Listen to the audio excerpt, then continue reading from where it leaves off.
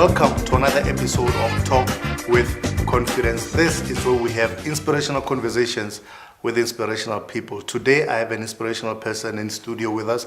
His name is Nnusi Gazi, and he's the founder and chairman of the Nnusi Gazi Foundation. Mr. Gazi, welcome. My good sir, thank you very much. Thank you for gracing us with your presence, man. We really appreciate it. It's only a pleasure, and I feel honored to be here. Wonderful. Now, I want to talk about a couple of things today.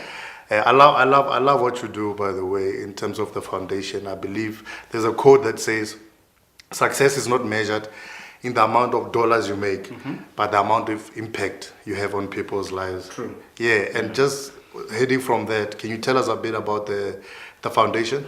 Yeah, look, the Nnusi Gazi Foundation was started, I think, officially 8 years ago. We've been registered for 8 years now, and the reasons really behind what we're doing, or our core purpose, if I may call it that, is that we really believe that none of us are self-made. None of us are here because of our own doing, but we're purely here because somebody paid it forward for us. Yeah. So the foundation was established and really started, against the backdrop of we believe that we have a social responsibility, towards our own society, and then for us it was really about making a difference in our communities.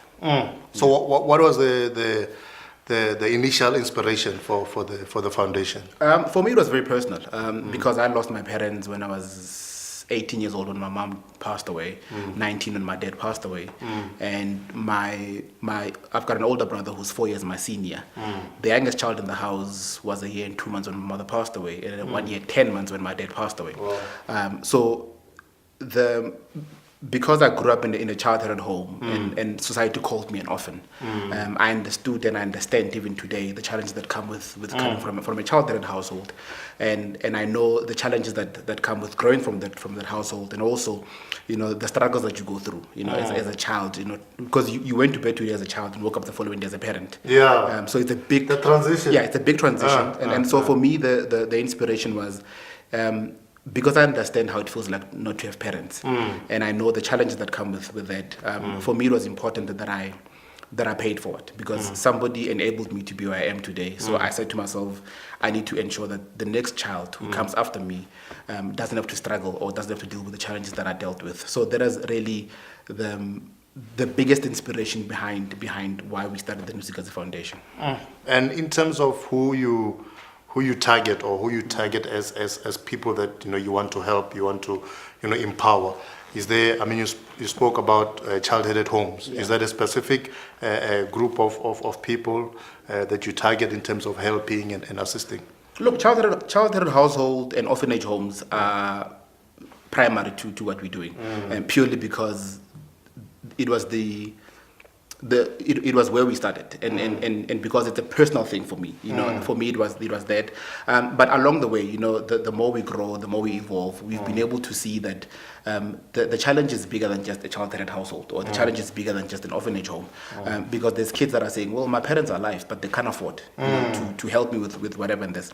So what we've ended up doing now is saying yes, child-headed households and orphanage homes are our primary focus areas. However, if there's a need that comes from somewhere else, and we think that we've got the abilities to be able to assist them, we'll gladly do so. Because 2 years ago, I got a call on a random day from a lady that said to me, listen, I've got a neighbor whose child suffers from cerebral palsy. They need a new wheelchair. That is generally completely way out of what we're doing. But because we understood, the challenge that the child was facing, we ended up getting involved, and that opened the doors for other, requests that came through, to say, oh, I know of a child who has got the same condition, and we don't know how to assist them. So we've been able to juggle a few things around. However, child-headed households and orphanage homes become very primary and very key to what we're trying to achieve. You were saying off air that something like this is you don't want people to think, this is a Nnusi thing. Yeah. You say there's a team behind you. Can you tell us a bit about the team? Yeah, look, so Nnusi Gazi Foundation was started by by 4 friends, essentially. So we were sitting around like this, and I said to them, guys, I think we need to do more, because prior to this, prior to registering the foundation, I used to collect school shoes, and it was a thing that I had, to say, children need school shoes, and I partnered with another company, so we were collecting school shoes.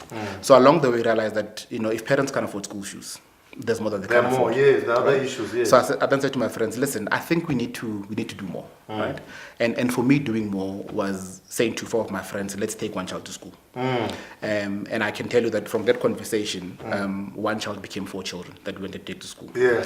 We went to a school and said to them, we need 4 children that we can, assist. And the school gave us 12 children at a go. You can't turn back the other 8. No. So we then said, okay, let's see what we can do with these 12 children. And the number grew from 12 to, I think, 20 that year. And then today we're sitting at 349 kids. And it will grow by the end of the year to almost 600. But awesome. yeah, so there's a team that I work with. So this started with 4 people, and then as we grew, I now have a board that I report to of 7 people, and then from that board we also have got about 855 volunteers that are active, in the things that we're doing. Needless to say that these people, for me, they are the backbone of the foundation, because without the 7 board members that I have and the 855 volunteers that we have as a foundation, we wouldn't be here, and we wouldn't have done the things that we've done. Wonderful. I mean, for the initiatives that you're undertaking, resources are needed. Yes. Whether it's taking kids to school, there's school fees to be paid. Whether it's collecting shoes, there's money that has to go out. Yeah. In terms of financial backers or financial partners, is it just among your board members, or do you go out and seek funding from external organizations? Yeah, look, we for the past 8 years, we've never really had a corporate sponsor, if I can call it that.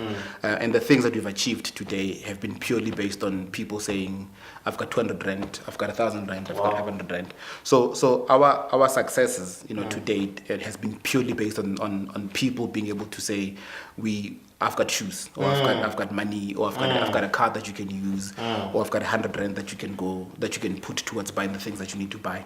And I think that is the one thing that makes me very humbled, because I mean, our success to date, is really dependent and really relied on the people that we call, friends of the foundation. Wonderful. Yeah. I mean, in 8 years, I imagine there are some stories that stand out of maybe particular, like maybe the child you're speaking of with cerebral palsy, and you helped them with the wheelchair. Are there other similar stories that have stood out in the 8 years that, when you look at that story, or when you hear of that story, you say, this is why I'm doing this thing? Look, there's plenty of them. I think we have touched, if my numbers are still accurate, it's 349 kids that we've taken to school, 96 orphans that we've adopted, and 13 child-reared households that we've assisted. Wow. So I think each and every single person that I've interacted with throughout the journey, has had an impact in my life as a person, in our life as an organization. Yeah. But I think the one story that really, really stood out for me, I think it was back in 2012, 2013. We had gone to a school in Rustenburg, and we wanted to help them with their matric dance stuff. So we then went around, collected matric dance dresses, and we focused mainly on matric dance dresses. And then one guy came and said, no, I've got a suit that I've never worn. I bought it, but I've never worn it. So we then took the suit, and we went to the school called Marikana Combined High School. And there we had identified things about 14 children that we wanted to give these matric dance dresses to. So of course we did. And then another guy came and says, well, we then said, listen, we've got a suit, so let's see if it will fit you. So it needed a bit of an alteration, which was fine. But I had forgotten about that whole experience, because there's so many of them that we've done. One incident really, I completely forgot about it. So we gave these kids matric dance dresses. They had the makeup and hair done before for their matric dance, and we went our way. A few months later, minding my own business, walking around the mall, this guy comes to me and greets me, and I said to him, "I don't remember you," which is true. And then he said to me, "It's fine. I will always remember you." And I said to him, "But why is that?" He says, "Because you came to my school and you gave me a suit, and enabled me to go to my metric dance. Yeah. And from that whole experience, I've now gone back and I'm working. Wow. And what I've committed to doing is buying 3 kids school uniform every year. Wow, man. So that for me, That's powerful. that for me is the biggest thing that anyone could have ever done for me personally. Yeah. Because what I need in return is not for you to come to me and say thank you. Yeah. I don't need for people to stand up and clap for me when I walk through the building. But what I need to see happening is if I've helped you in any way, you go do the same thing for Help the next others. person. Because that is why we exist. We exist because we want to pay it forward. So if you can see one person that you've helped helping 3 other people, and those 3 other people helping 3 other people, that for me I think that story stands out for me every single night, every single time. And the amazing thing is that he's going to go and help others, Yeah. who will then help others. So it's exponential. Yes, so you send a ripple that creates other ripples. Yes, so it's for me it's the dominus effect. I think we've helped one person helped 3 people, 3 will help 9 will help 27, and the numbers will grow from there. So and that is why we exist, and that's what we're trying to achieve with the things that we're doing. All right. So I said we're going to talk about a couple of things. Sure. And one of the things that I want to talk about is what you started with. You said, at 18, 19, you lost both your parents. Yeah. But there were people who stepped in. Can you talk about those people and the impact they had on you personally? Yes, and we grew up in a society, or we grew up in a society that has taught us that it takes a village to raise a child. Correct. Right? And this saying is very true in my life, because when both my parents passed away in the same year, my community, which were my neighbors, the neighbors on the left and the right, in front opposite and back opposite, were there, and at no point did we feel like we orphans. At no point did we feel like, well, our parents are gone, we're all on our own. But it became an issue of saying, yes, my biological mother or my biological father is not here, but other people that I regard as my other parents, have been able to be here, and that for me has been the most important thing. And there's a lot of people that I can mention. That have really played a role in my life. There's a guy that gave into my life, and giving is not money. He did not give me money to say, here's 1,000 rand, go do this. But this man gave me time. He sat with me and gave me counsel about boy stuff. Whenever I needed, clothes, he would go out of his way to get me clothes. Whenever I came home from school with my school report, he would ensure that he looks at it. Wow. And that for me is what giving is all about. When somebody says to you, come, let's sit down and let's look at your school report and see where you're doing well and where you're struggling, and how can we then help you. For somebody to come and sit with you and really, take you through life's lessons, or give you counsel, as a parent, because I think all that children want, or all that people want is your attention, and knowing that somebody believes in them. Wow. And various people played various roles in my life, and they've given in various ways, and that's why for me it's important that I go back and I give, because I think the biggest thank you that I can give to the people that are given to my life is for me to give to the next person and pay it forward. Wonderful, wonderful. You touched on something that I want us to dig into. Okay. A lot of times when you talk of giving, immediately we think, I must reach down into the pocket. Yeah. But you said something quite powerful. You said, the most important thing you can actually give is time. Yeah. And in terms of the volunteers, you said you've got about 850. What is their motivation? I mean, I'm guessing most of them, it's not about taking out money, it's about time. What are their stories? What are the common stories that you hear amongst them? Why are they doing what they're doing? Look, the stories vary from one group to the other group. But if I can group it quickly, so other people are saying we don't have the time to go look for places to give to. One, so the movement that you've started enables us to come. Yes. Yeah. So because we don't have the time to go identifying homes that we can go give to. Nnusi Gazi Foundation exists, and we're able to piggyback on what they're doing and give whatever we want to give, whether this thing is money, whether this thing is time, whether this is clothes or whatever it is. So we're able to give into this vehicle or this movement that already exists. Other people, they do what they do because they believe in the same vision that I have, right? Yeah. And which is paying it forward. Other people do it because we have come to understand that there's something about giving, that liberates your soul. There's something about giving that sets you free as a person. So other people do it because they've got a social responsibility towards their own communities, and they feel like this movement that exists enables them rather, to be able to fulfill, that mandate that they have. The sense of purpose. Yes. So there's a purpose that they live for, but they are not able to do it themselves. To express it. Yes. So if they find platforms where they can do that, they'll gladly jump in and do it. There's a quote I love. It says, I think it's by Mother Teresa, may stand to be corrected. It says, nobody has ever become poor by giving, which is a beautiful adage. Which is true. And I mean, when you give, they say, give and it shall be given unto you. And I mean, as you're speaking, I'm sensing there's a lot of fulfillment that comes from what you do. Look, I think I'm very careful not to call what I do charity, because it's not charity, right?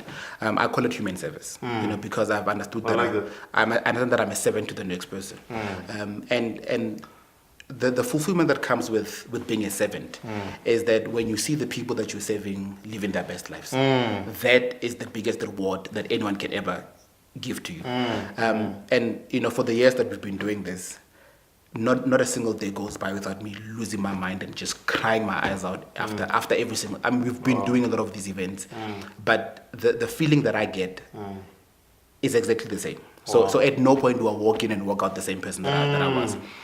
Every single time, whenever there's an engagement, I walk out and I'm all teared out. I cry myself silly, and not because I'm sad, but because I've seen a smile on one person's face, who appreciates the efforts that you've done for them, or the efforts that you've taken in ensuring that they are happy.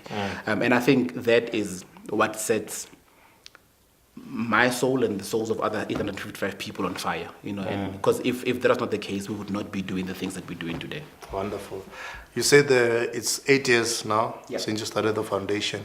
Can you paint the picture of the foundation in 10, 15, 20 years' time? What do you envision? 8 years ago, I was asked this question, that where do I see the foundation in the next 5 years?